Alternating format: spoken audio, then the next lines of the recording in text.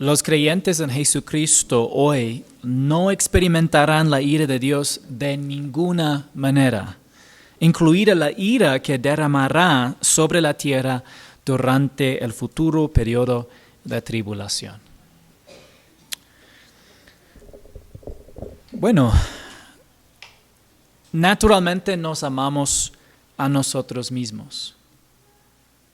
Y como resultado, instintivamente nos ofende la idea de que alguien tenga derecho a juzgarnos. Aunque la conciencia humana nos condena, el orgullo humano nos justifica. Como resultado, pensamos que la ira de Dios es injusta. Incluso como cristianos, es fácil para nosotros imaginar que Dios no tiene ira justificada hacia la impiedad y mucho menos que reserva la ira para los pecadores. Pero como creyentes en Cristo no debemos intentar conformar a Dios con el pensamiento humanista. En el libro del Apocalipsis vemos a Jesús revelado. Revela su gloriosa apariencia física, habiendo sido ya resucitado, glorificado y ascendido al cielo. Revela lo que le importa y valora a Jesús en sus evaluaciones a las 7 iglesias de Asia Menor. Revela que Él es digno de adoración y autoridad. Hoy veremos que el Apocalipsis revela también su justa ira.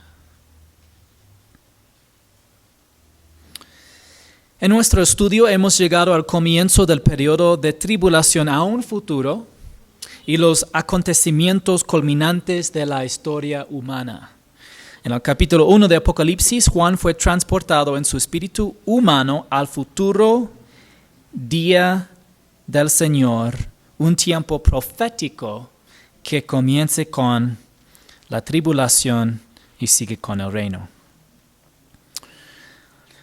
En los capítulos 2 y 3, el Señor Jesucristo le dio una evaluación importante de 7 iglesias prominentes de Asia Menor, que era el corazón y centro de la cristianidad en el primer siglo. Y dijo a Juan que les llevara esa carta. En los capítulos 4 y 5, Juan tuvo una visión del cielo al comienzo del futuro día profético del Señor, y su visión armonizaba con también vislumbres anteriores del cielo a lo largo del Antiguo Testamento por otros profetas. Es decir, el cielo no ha cambiado. Y ahora, por favor, abren sus Biblias conmigo en Apocalipsis capítulo 6. Apocalipsis capítulo 6. Versículo 1 dice: Entonces vi cuando el Cordero abrió uno de los 7 sellos, y oí a uno de los 4 seres vivientes que decía como con voz de trueno: Ven. ¿Quién es el Cordero? Jesucristo. Dice en versículo 2: Miré y había un caballo blanco. El que estaba montado en él tenía un arco. Se le dio una corona y salió conquistando y para conquistar. El primer caballo y su jinete representan algo o alguien. ¿A quién o qué representan? Esa es la pregunta de millón. Y para encontrar la respuesta a esa pregunta debemos hacer algunas observaciones básicas. La aparición del jinete marca el comienzo de los acontecimientos de la tribulación. También lleva un arco que simboliza poder militar. Le dieron una corona que simboliza la autoridad. Salió conquistando y para conquistar, y esto puede implicar un conflicto militar inicial o puede implicar la concentración de poder militar. De cualquier manera, su conquista precede la paz que le será quitada con el segundo sello. Y se parece a la descripción posterior de Jesucristo en el capítulo 19 de Apocalipsis, pero con diferencias clave. Con base en estas observaciones y al comparar este pasaje con otros pasajes de Escritura, podemos concluir que el primer sello reveló al anticristo. El primer sello reveló al anticristo. Esto sería difícil de determinar sin examinar el contexto inmediato de este versículo y compararlo con otros pasajes como Mateo 24, Daniel 9 y 2 de Tesalonicenses 2. Y cuando lleguemos al capítulo 13 de Apocalipsis, que se trata todo este capítulo principalmente del anticristo, vamos a ver algunos de estos otros pasajes y detalles acerca de ese personaje. Pero ¿por qué no deberíamos concluir que el jinete es Jesucristo? Es una pregunta importante, ¿ya? Bueno, una cosa es que tiene un arco en lugar de espada y aparece en la tierra al principio de la tribulación en lugar del final. Recordemos que Jesús, cuando viene para la iglesia, no llega hasta la tierra misma. Él sí llega hasta las nubes, pero no hasta la tierra. Hasta el aire, perdón, pero no hasta la tierra. Y Él no volverá hasta la tierra misma, sino hasta el final de la tribulación. En cambio, aquí vemos ese jinete al comienzo de la tribulación en la tierra. ¿Cómo sabemos que está en la tierra? Porque los demás juicios de los sellos con los jinetes están en la tierra. Hay otro sello que tiene que ver con el cielo, pero específicamente nos apunta que está en el cielo. Entonces no debemos pensar que esto está sucediendo en este momento en el cielo. Además, a lo largo del libro de Apocalipsis, las apariciones del Señor Jesucristo siempre se identifican con unos de sus títulos, como Hijo del Hombre en Apocalipsis capítulo 1, Raíz de David en Apocalipsis capítulo 5, Rey de Reyes y Señor de Señores en Apocalipsis capítulo 19. Entonces sería una excepción si fuera una descripción de Jesucristo, pero sin un título mesiánico o de deidad, indicando que estamos hablando de Jesús. Entonces, por estas razones yo creo que obviamente no es Jesucristo. ¿Por qué hay similitudes entre el anticristo y Jesucristo? Bueno, esto también es obvio. El anticristo se presentará como Jesucristo, según lo que leemos en 2 de Tesalonicenses capítulo 2, pero esto estudiaremos cuando llegamos a Apocalipsis 13. ¿Qué hará el anticristo? Bueno, él tomará el control de una confederación de 10 naciones y prometerá paz y seguridad al mundo. Es probable que llegue al poder poco tiempo después del rapto de la iglesia, y puede llegar al poder a través de disturbios o guerras. Puede ser en un tiempo de guerra que él sí llega a ser el mandante de todos estos países. Tal vez por esa razón dice que sale conquistando y para conquistar. Pero puede ser simplemente que él está acumulando poder militar y esto es la razón que explica así. Pero el primer sello es el anticristo. El segundo sello leemos: cuando el Cordero abrió el segundo sello, oí al segundo ser viviente que decía: ven. Entonces salió otro caballo rojo. Al que estaba montado en él se le concedió quitar la paz de la tierra y que los hombres se mataran unos a otros, y se le dio una gran espada. El segundo sello reveló una guerra mundial. Una guerra mundial. Es parte de la razón que puede ser que incluso el anticristo tal vez no levantará en literalmente tiempo de guerra. Como sea, sabemos que él va a ofrecer y prometer paz. Y habrá paz, pero por un tiempo muy corto, pero porque ya será quitada con el segundo sello. Será mayor que cualquier guerra mundial que hayamos visto hasta ahora y hasta entonces, porque podrá suceder otras guerras mundiales antes del rapto de la iglesia o incluso en el interludio entre el rapto de la iglesia y la aparición del anticristo. Cuando el Cordero abrió el tercer sello, oí al tercer ser viviente que decía: ven. Y miré y había un caballo negro. El que estaba montado en él tenía una balanza en la mano, y oí como una voz en medio de los 4 seres vivientes que decía: 1 litro de trigo por 1 denario y 3 litros de cebada por 1 denario, y no dañes el aceite y el vino. Tú dices, ¿qué es la significancia de eso? Bueno, 1 litro de trigo por 1 denario y 3 litros de cebada por 1 denario refleja un costo de 8 a 16 veces mayor que lo que era normal en los días de Juan. Es decir, que el tercer sello reveló inflación en los precios de los alimentos. Inflación en los precios de los alimentos. Cuando el Cordero abrió el 4º sello, oí la voz del cuarto ser viviente que decía, ven. Y miré, y había un caballo amarillento. El que estaba montado en él se llamaba Muerte, el Hades lo seguía. Y se les dio autoridad sobre la 4ª parte de la tierra para matar con espada, con hambre, con pestilencia y con las fieras de la tierra. El 4º sello reveló una impactante tasa de mortalidad causada por la guerra, el hambre, las enfermedades y los ataques de animales salvajes. Una impactante tasa de mortalidad.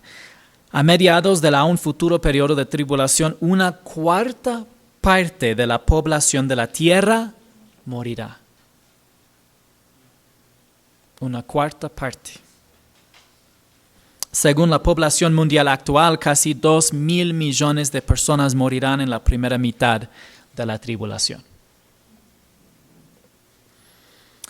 No hay suficientes marcadores cronológicos para saber si los primeros 6 sellos serán abiertos durante la primera mitad o el primer cuarto de la tribulación. Entonces, hay algunos maestros que creen que los 6 sellos ocurran solamente dentro de 1 año 9 meses, pero también es posible que ocurran durante 3 años y medio. Y de verdad no tenemos suficientes marcadores cronológicos para llegar a una conclusión absoluta si es solamente 1 año 9 meses o si son 3 años y medio. Pero lo que estamos seguros es que es antes de la mitad de la tribulación. Muchas condiciones en el mundo se hacen eco de estas causas de muerte. Espada, hambre, pestilencia, excepto la última, las fieras de la tierra. Por ejemplo, los animales que más causan muerte a los humanos hoy en día son los mosquitos. No sé si ustedes sabían. Pero hoy en día solo un número relativamente pequeño de personas mueren a causa de los animales salvajes, específicamente fieras de la tierra. Pero en la tribulación llegará a ser una causa de muerte importante. Cuando el Cordero abrió el 5º sello, vi debajo del altar las almas de los que habían sido muertos a causa de la palabra de Dios y del testimonio que habían mantenido. ¿Dónde está el altar? En Apocalipsis, capítulos 4 y 5, vimos el altar. Está en el cielo. Entonces, ahora estamos hablando en el cielo. Clamaban a gran voz, ¿hasta cuándo, oh Señor Santo y verdadero, esperarás para juzgar y vengar nuestra sangre de los que moran en la tierra? Y se les dio a cada uno de ellos una vestidura blanca y se les dijo que descansaron un poco más de tiempo hasta que se completara también el número de sus consiervos y de sus hermanos que habían de ser muertos como ellos lo habían sido. Bueno, aquí dice las almas, y esto es importante porque el 5º sello reveló las almas conscientes de los creyentes que murieron por su fe durante el futuro periodo de tribulación. Creyentes que murieron por su fe. Y entonces vemos que las almas de estos creyentes muertos están conscientes en el cielo. Lo que demuestra que la doctrina del sueño del alma es falsa. No sé si ustedes han escuchado, algunos dicen que cuando muere solamente duerme hasta el juicio. Pero no es lo que vemos en las Escrituras. Vemos a los muertos conscientes o en el cielo o en el infierno desde el momento que mueren. Y entonces cuando creyentes e incrédulos mueren, sus almas no duermen. Sus cuerpos parecen dormir. Es la razón que tenemos la metáfora del sueño para los muertos. Pero sus almas están plenamente conscientes, ya sea en el cielo o en el infierno. Y esto vemos también en Lucas capítulo 16. ¿Por qué Dios tiene un número total de creyentes para completar? Bueno, porque ya sabe cuántas personas creerán en Cristo durante la tribulación. Vi cuando el Cordero abrió el sexto sello y hubo un gran terremoto, y el sol se puso negro como silicio hecho de cerda, y toda la luna se volvió como sangre, y las estrellas del cielo cayeron a la tierra, como la higuera deja caer sus higos verdes al ser sacudida por un fuerte viento. El cielo desapareció como un pergamino que se enrolla, y todo monte y isla fueron removidos de su lugar. Tú dices, wow, estos son eventos fantásticos. No buenos, yo digo, increíbles. ¿Ya? El sexto sello reveló terremotos y disturbios celestiales sin precedentes en la historia humana. Juan describe los terremotos y los disturbios celestiales simplemente de la forma que se vieron. Pero no utiliza términos técnicos, geológicos ni astronómicos. Cuando Juan menciona las estrellas, se refiere a cualquier objeto luminoso en el cielo que se distingue del sol y la luna. Entonces, por lo tanto, en el versículo 13, estrellas podía referirse a meteoritos. Pero ¿cómo reaccionarán los habitantes de la tierra ante estos dramáticos acontecimientos? Los reyes de la tierra y los grandes, los comandantes, los ricos, los poderosos y todo siervo y todo libre, se escondieron en las cuevas y entre las peñas de los montes, y decían a los montes y a las peñas, caigan sobre nosotros y escóndanos de la presencia de aquel que está sentado en el trono y de la ira del Cordero, porque ha llegado el gran día de la ira de ellos, y ¿quién podrá sostenerse? De verdad, esta respuesta de la tierra es muy sorprendente. Pero lastimosamente también es algo que se puede anticipar y esperar del mundo. La mayoría de la gente en la tierra buscará refugio de la ira de Jesús, pero no confiarán en Él. Buscará refugio. Y primeramente cuando leemos acerca de la gente escondiendo en las rocas, nosotros decimos, nos parece un poco raro y ya estamos imaginando como si fuera en el primer siglo, ¿ya? En lugar de imaginar como hoy en día, ¿ya? Donde tienen refugios los hombres. Realmente los más grandes refugios de todos los países poderosos en el mundo están en montañas, están en cuevas. Ahí es donde ellos tienen los refugios más grandes para eventos dramáticos, donde anticipan o esperan la mayor cantidad de gente muriendo por algunas causas que ven suficiente grande como para poner toda la gente en algunos sitios. Entonces realmente tiene absoluta razón, pero lo triste ya es lo que vemos también como la expresión del corazón de la mayoría de la gente en el mundo. Nuestra pregunta es ¿por qué la mayoría de la gente, no porque esconden en rocas, sino por qué no se arrepientan? Esa es la pregunta. Bueno, la humanidad seguirá volviéndose abiertamente hostil hacia Dios. En general, esto es la tendencia de la humanidad y solamente aumentará en los años que vienen. El salmista escribió en Salmo 2, 1-3, ¿por qué se sublevan las naciones y los pueblos traman cosas vanas? Se levantan los reyes de la tierra y los gobernantes traman unidos contra el Señor y contra su ungido, diciendo, rompamos sus cadenas y echemos de nosotros sus cuerdas. ¿Cómo puede alguien directamente identificar al Dios de Israel, pero específicamente decidir de ponerse en su contra? Nos demuestra algo importante. Muchas veces el tema de fe no es la cantidad de información, es la respuesta del corazón humano. Al final de la tribulación, el mundo sabrá que Jesucristo está derramando los juicios de Dios en la tribulación sobre el mundo, pero se unirán contra Él. Sé que es difícil de imaginar, pero nuestros corazones ya son hostiles hacia Dios. Dice en Romanos 8:7, la mente puesta en la carne es enemiga de Dios, porque no se sujeta a la ley de Dios, pues ni siquiera puede hacerlo.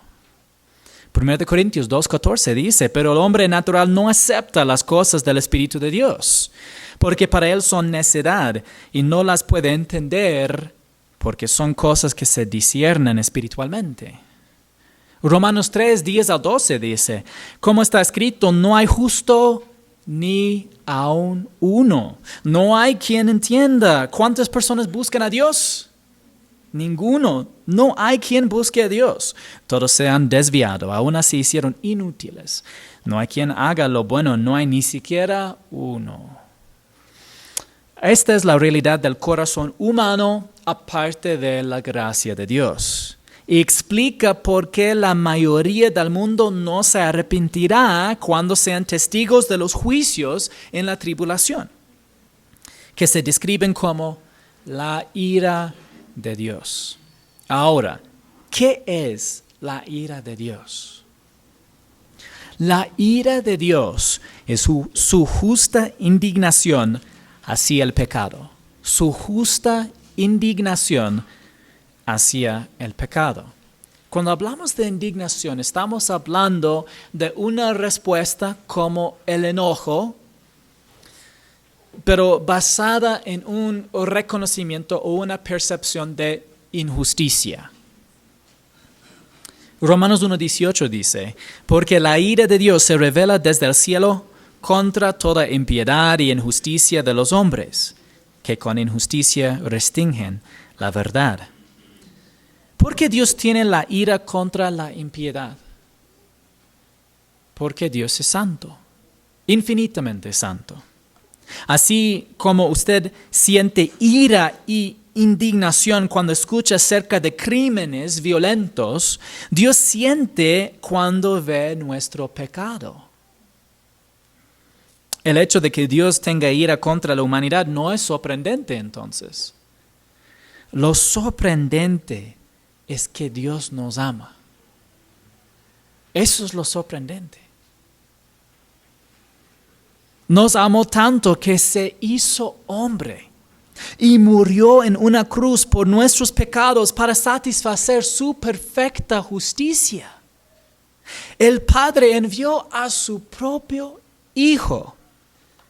El Hijo dejó de lado el uso independiente de sus atributos divinos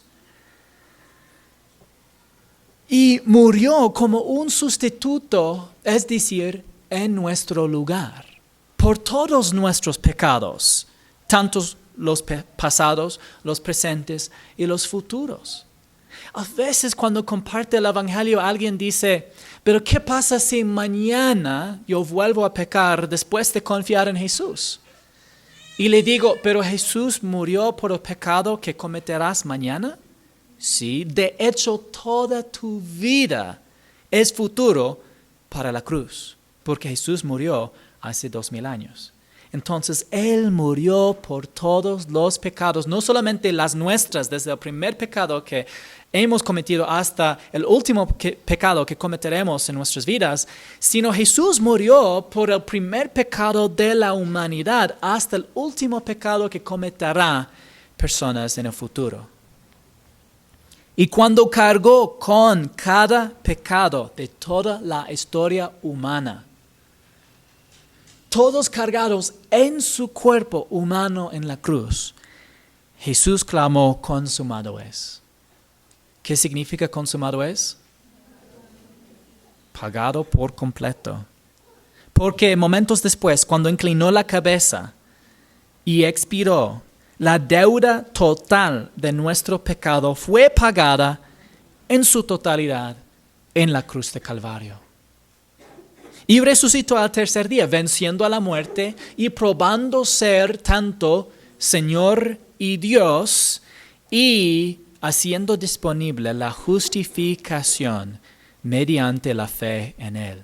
Para cualquiera que deje de confiar en sí mismo, en sus propias buenas obras, y deposite toda su fe única y solamente en Jesucristo y su obra consumada en la cruz, su muerte en nuestro lugar. Fue absolutamente suficiente. Pregúntate, ¿son suficientemente buenas y grandes tus obras para salvarte ante un Dios santo, perfecto y justo? No. Pero fue suficiente grande. Fue suficiente para cubrir todos tus pecados y de hecho todos los pecados de la humanidad, la muerte de Jesús en la cruz. Sí, y no solamente de cubrir como los sacrificios del Antiguo Testamento, sino para quitar los pecados una vez para siempre. Jesús murió por ti para salvarte. Y Él te puede salvar si solamente pones tu fe únicamente en Él. Ahora, cuando creemos en el Hijo Jesús, Él nos da vida eterna que nunca podremos perder. Dice en Juan 3:36, el que cree en el Hijo, ¿tiene qué? Tiene vida eterna. Pero el que no obedece al Hijo, y está hablando al obedecer lo que es el mensaje del Evangelio, dice en Romanos capítulo 1 y en Romanos capítulo 10 y en Romanos capítulo 16, de que al obedecer el Evangelio es creerlo. ¿Ya? Entonces, el que no obedece el mandato de responder y creer en el Hijo Jesucristo, no verá la vida. No es de que perderá la vida, nunca ni verá la vida, sino que la ira de Dios permanece sobre él porque nunca ha sido quitado de encima de él. Todavía Dios en su perfecta santidad y justicia está ofendido por el pecado, pero nunca ha sido perdonado. Para él que no cree en Jesús, pero él que decide de decir, yo no puedo salvarme. Por más que yo vaya a la iglesia, por más que yo haga buenas obras, por más sinceros intentos para guardar los mandamientos de Dios, por el mejor hecho bautismo, no puedo salvarme a mí mismo. Voy a dejar de confiar en mí mismo. Voy a dejar de confiar en mi religión, en mis obras. Voy a confiar solamente en Jesús y en su obra terminada en la cruz. Y cuando hace esto, Jesús te da vida eterna. Y te justifica, significa que te declara justo ante Dios. Y encima de esto, acredita la perfecta justicia de Jesús. Pero ¿cómo derramará Jesús su ira durante la tribulación? Este es un bosquejo de Apocalipsis que no estudiáramos hoy. Disculpe. Pero tenemos una buena razón para interpretar los 6 sellos del capítulo 6 de Apocalipsis como eventos cronológicos en un periodo profético futuro específico.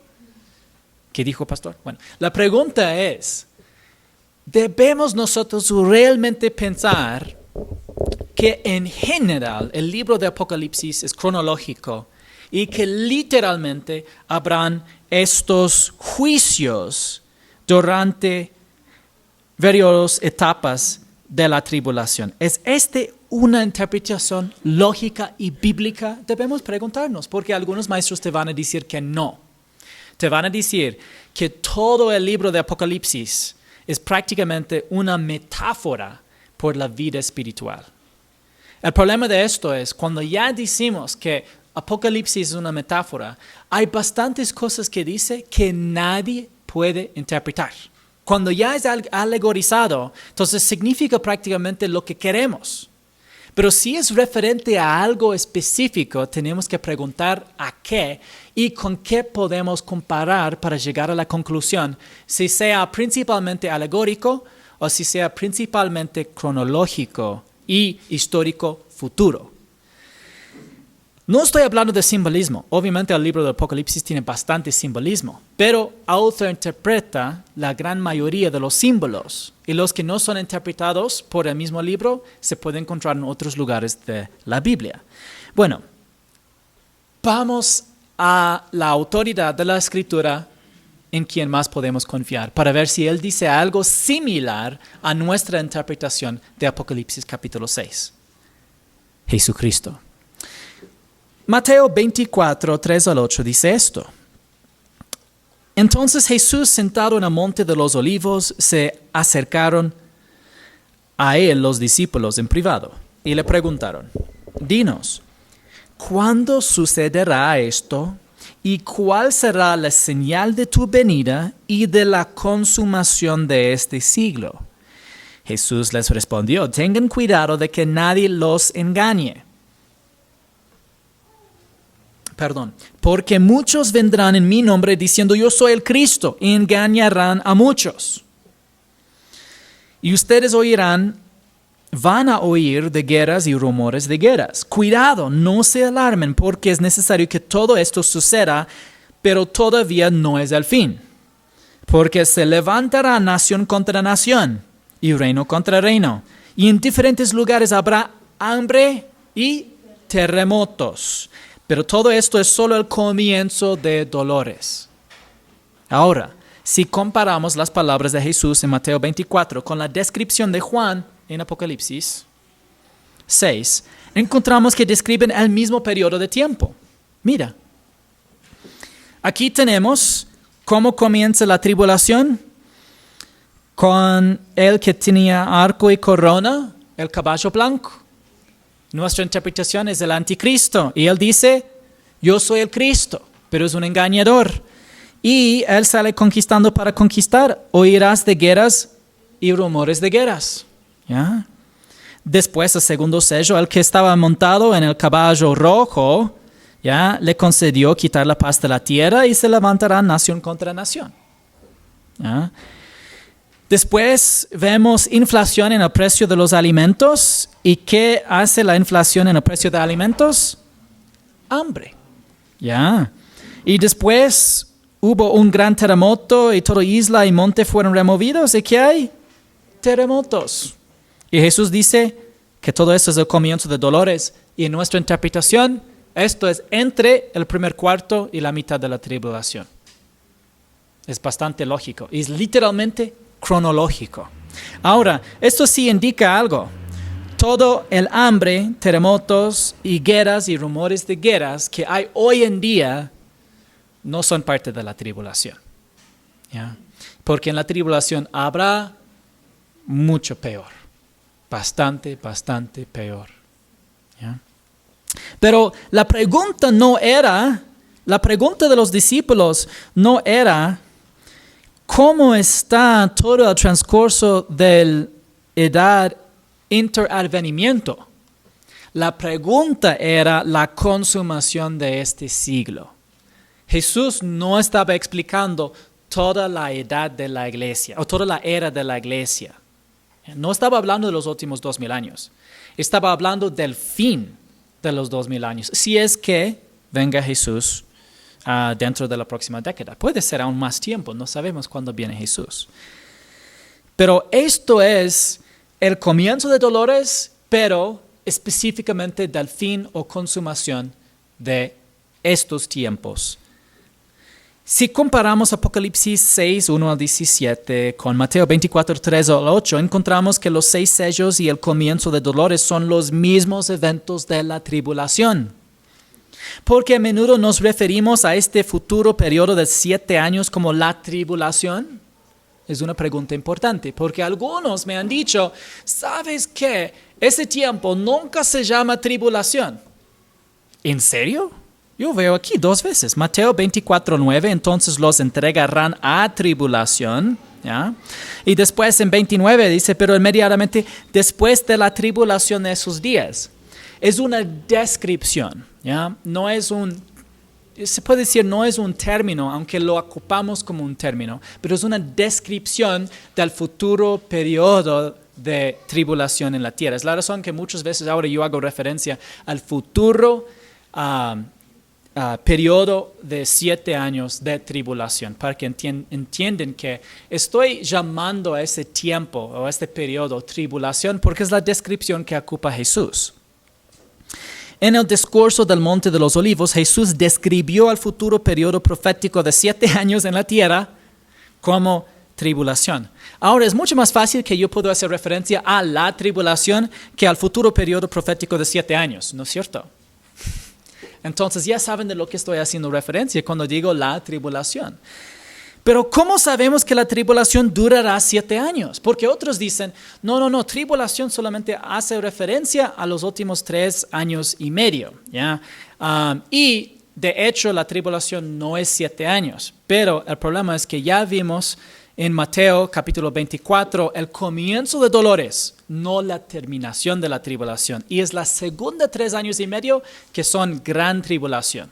Entonces, en general, podemos llamarlo tribulación, pero también ¿cómo sabemos que son 7 años y no solamente 3 años y medio? Daniel 12, 11 al 12 dice esto.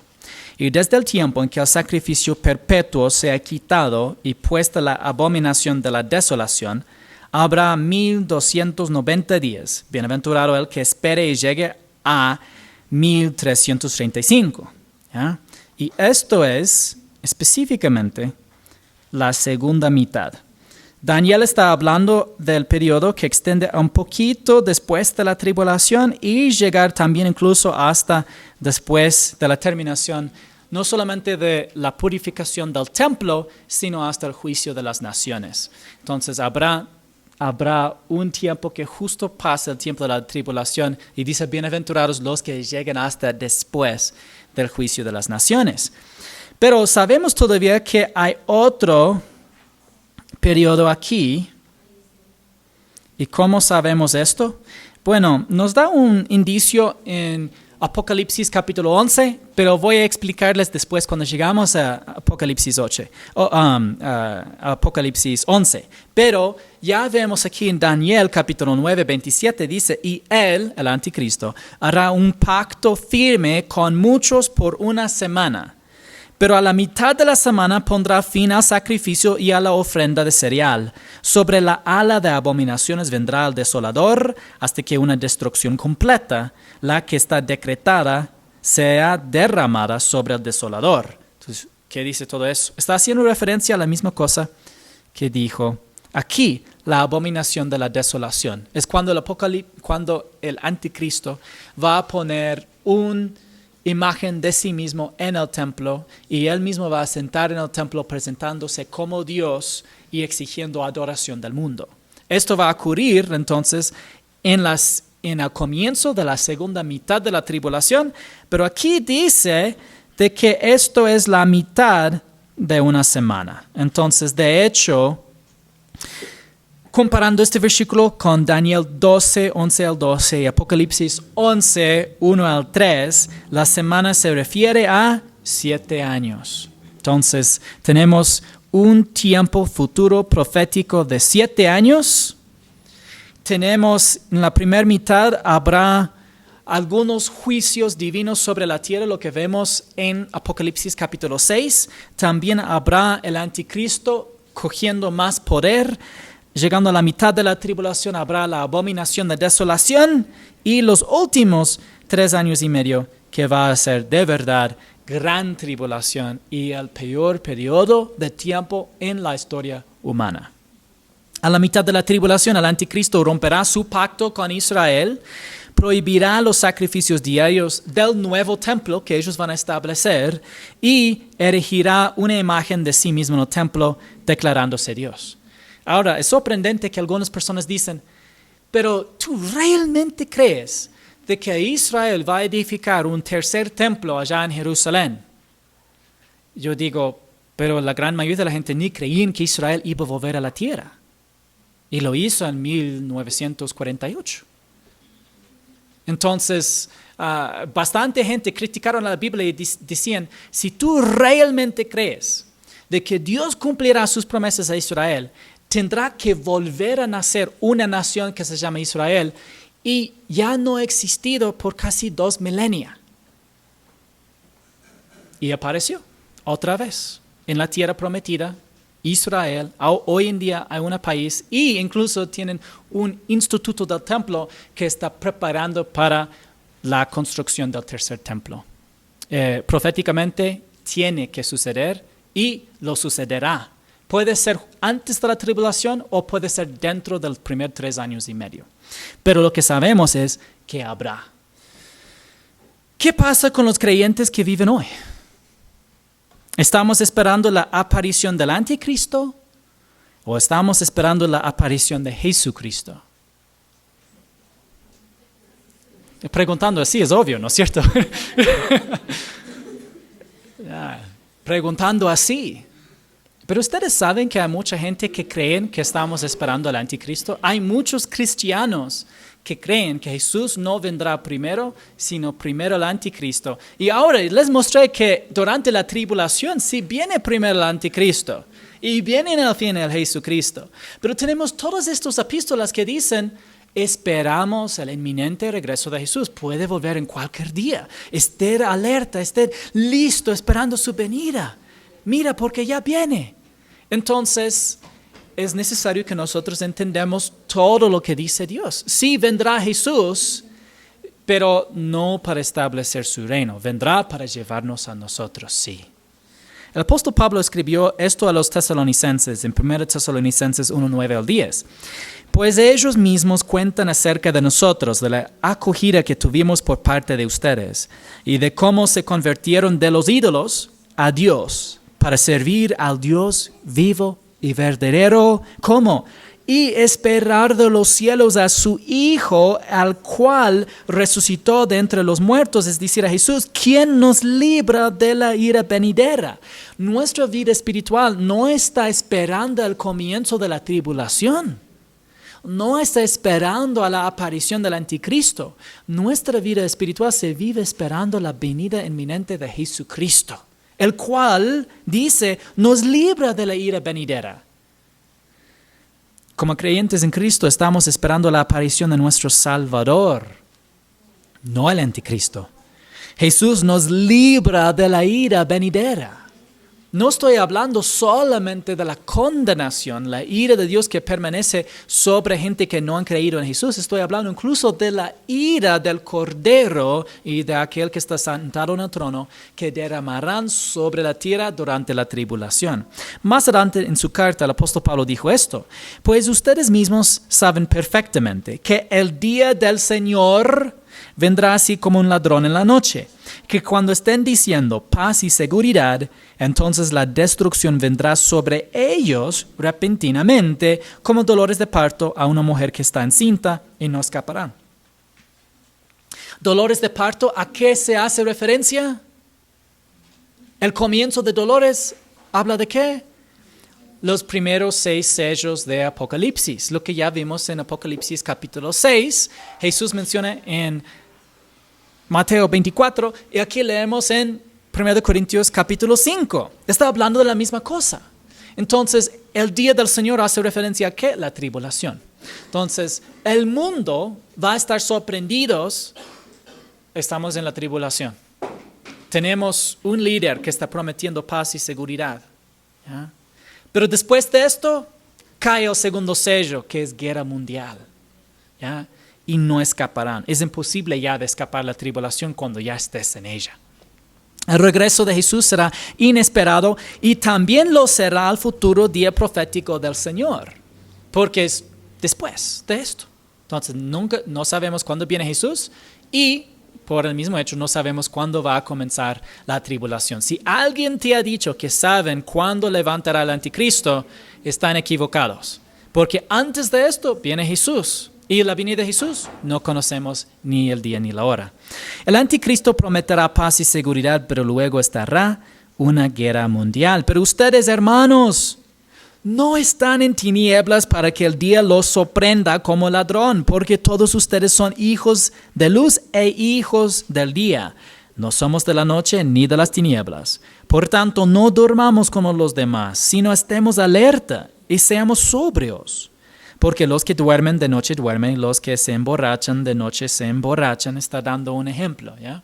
De la diferencia entre ser alerta o de no estar alerta. Los creyentes en Cristo, sin embargo, no se sorprenderán del día del Señor, porque el Señor ya nos habrá salvado de la ira que derramará sobre la tierra, como dice ahora. Pero puesto que nosotros somos del día, seamos sobrios hoy, habiéndonos puesto la coraza de la fe y del amor, y por casco la esperanza de la salvación, porque no nos ha destinado Dios para ira, sino para obtener salvación por medio de nuestro Señor Jesucristo, que murió por nosotros para que ya sea que estemos despiertos o dormidos. Y aquí esta palabra dormidos no es la palabra por dormidos como encontramos en 1 de Tesalonicenses capítulo 4, que habla de creyentes muertos. Es la palabra dormidos que significa con sueño. Si estás con alerta o si estás con sueño, todavía cuando viene Jesús, viene por ti. Ahora hay otros maestros que sí creen en el arrebatamiento de la iglesia, pero dicen solamente los creyentes alertas se les llevará en el arrebatamiento. No es así. Incluso si tú estás dormido espiritualmente, aunque no deberías, pero si no estás alerta, todavía vas a estar llevado por Jesús en el día del arrebatamiento. Entonces, cronológicamente, 1 Tesalonicenses 4 trata del arrebatamiento y 1 Tesalonicenses 5 trata del día del Señor, que hace referencia a la tribulación. Entonces, es muy lógico. Otra vez vemos las Sagradas Escrituras dándonos explicaciones cronológicas de eventos y sucesivos futuros. ¿Qué pasará en el arrebatamiento? Bueno, primero, todo creyente hoy en día que muere, su alma va al cielo. Lo mismo lo que vimos en también Apocalipsis 6. Un creyente muerto, su alma va directito al cielo. Dijo el apóstol Pablo en 2 de Corintios 5, ausente del cuerpo y presente al Señor. Pero en el día del rapto, su cuerpo va a salir de la tumba y va a estar restaurado con su alma y unidos, y ya tendrá un cuerpo de inmortalidad. Significa que jamás puede volver a morir. ¿Ya? Pero ¿qué pasó con los creyentes vivos? Ellos serán arrebatados directamente al aire en todo cuerpo, alma y espíritu. Y ellos van a encontrar el encuentro en el aire con el Señor Jesús, y de ahí nos llevará al cielo, al tribunal de Cristo, una evaluación y juicio solamente para creyentes. Tú dices, ¿cuándo sucederá? Según las Escrituras, no sabemos cuándo. Puede ser cualquier día, si fuera ahorita. Si fuera ahorita, fuera tan lindo, porque en este momento ya seríamos nosotros, los vivos, arrebatados al aire y transformados en cuerpos de inmortalidad. Y nuestros seres queridos, amados creyentes ya difuntos, saldrían de las tumbas, recibirían sus almas del cielo y serían transformados también. Qué lindo, ¿no es cierto? Y todo esto precede la tribulación.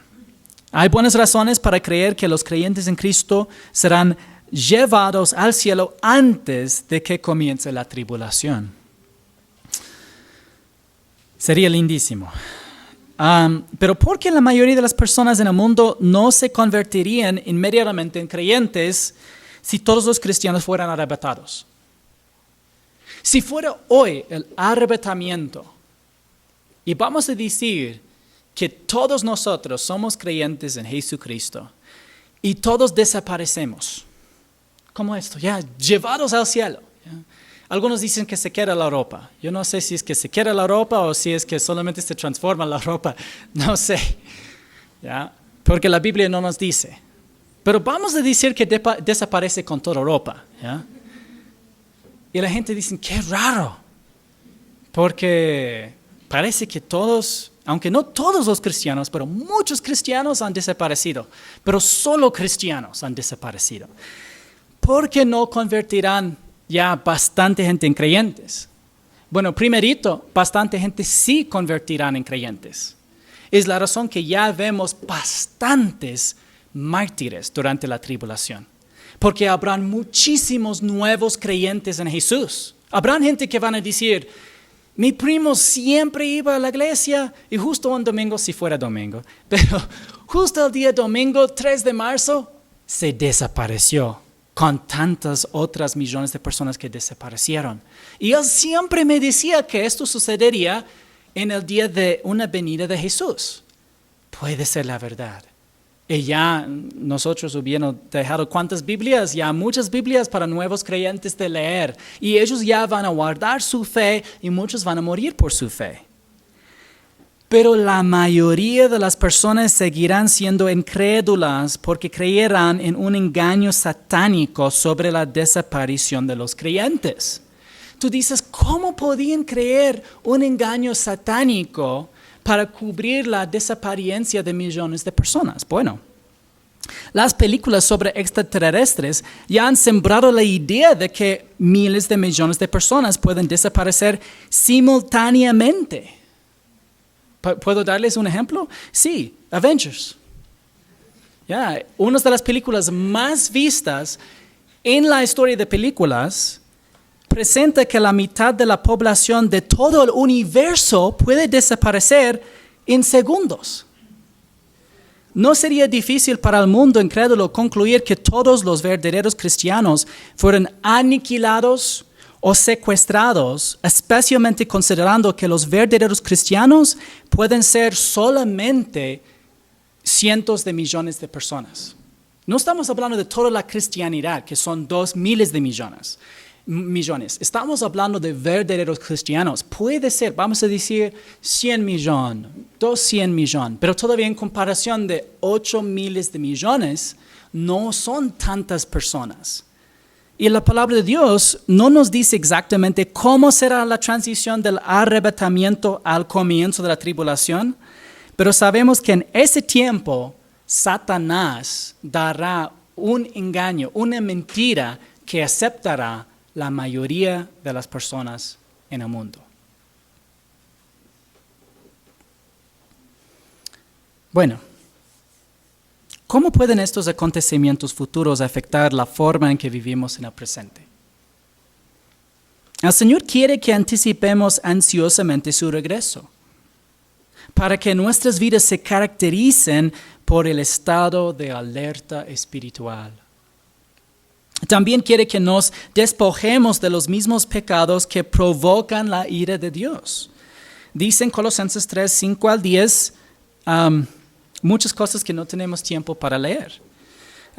Sí, vamos a leerlo, rápido.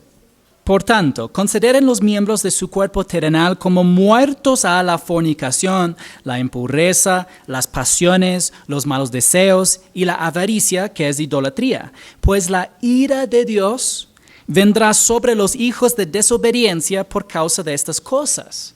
No dice que vendrá la ira de Dios sobre cualquier persona que comete unas de estas cosas. Dice que vendrá sobre los hijos de ira, es decir, o los hijos de desobediencia, los incrédulos, por estas cosas, en las cuales ustedes también anduvieron en otro tiempo cuando vivían en ellas. Pero ahora desechen también todo eso. Es una decisión de quitar de su vida ira, enojo, malicia, insultos, lenguaje ofensivo de su boca. Dejen de mentirse los unos a los otros, puesto que han desechado al viejo hombre con sus malos hábitos. Estamos hablando de su posición en Cristo. Y se han vestido del nuevo hombre, el cual se ha renovado, va renovando, hacia un verdadero conocimiento conforme a la imagen de aquel que los creó. Hemos sido perdonados todos nuestros pecados y no sufriremos la ira de Dios. A la luz de nuestra identidad en Cristo, debemos desechar aquellos pensamientos, palabras y acciones que no armonizan con nuestra identidad en Cristo. Recordemos y defendamos también el carácter de nuestro Dios, incluso las partes que ofenden al mundo. Debemos recordar que es Dios quien se ofende por nuestro pecado, pero quien nos ama y lo demostró con el sacrificio de su Hijo en la cruz. Los creyentes en Jesucristo hoy no experimentarán la ira de Dios de ninguna manera, incluida la ira que derramará sobre la tierra durante el futuro periodo de tribulación. Entonces espero que podamos nosotros vivir a la luz de estas realidades, de quién es Dios que no ha cambiado, viendo que el mundo está muy en contra de Dios, nosotros deseando permitir que su Espíritu transforme nuestras vidas para vivir de acuerdo con nuestra identidad en Cristo y de esperar ansiosamente a su venida.